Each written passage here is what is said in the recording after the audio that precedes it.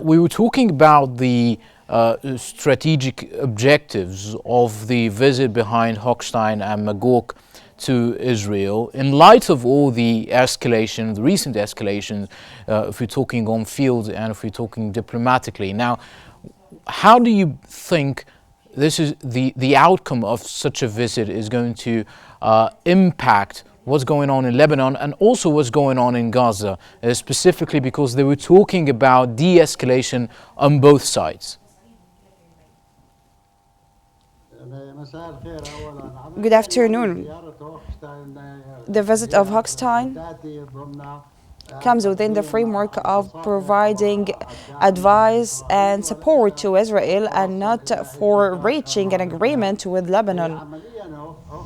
Practically, when Hochstein arrives in the region, he comes first for Israel and for the good of Israel, and to set the Israeli conditions. If they are going to reach to a settlement or a ceasefire in the Lebanese front, no more and no less. Hochstein is part of the Israeli government system.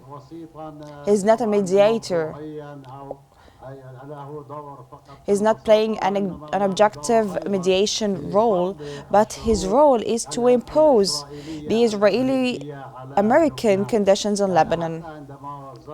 Even when he visited Lebanon in his last time, or in his last visit, he said that the ceasefire and the settlement will be done based on the Israeli conditions, not based on negotiations.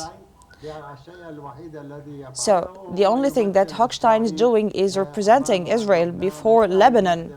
Right. I'm sorry, Mr. Abbas.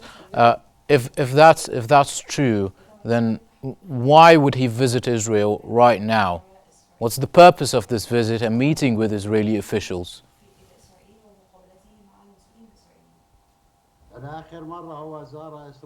So the last time he visited Israel, but he hasn't visited Israel in the last few days, but in his last visit to Israel, he met with the Israeli leadership and he agreed on the Israeli conditions for a ceasefire or settlement in Gaza Strip, but he hasn't discussed with the Israeli side the Lebanese demands and Hezbollah demands to reach a settlement.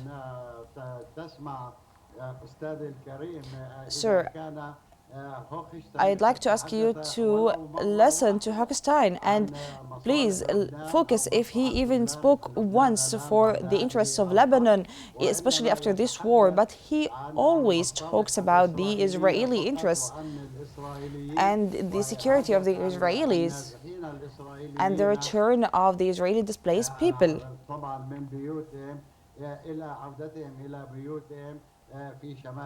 to their homes in the north of Israel. We never heard him talking about targeting civilians in Lebanon. But when Blinken visited Israel during the war in Gaza, I believe that this is similar to what Blinken has done. So I think Biden's administration is part of the problem. They're not playing a mediation role. The U.S. administration supports Israel. They're even partners of Israel in their war against Lebanon and Gaza.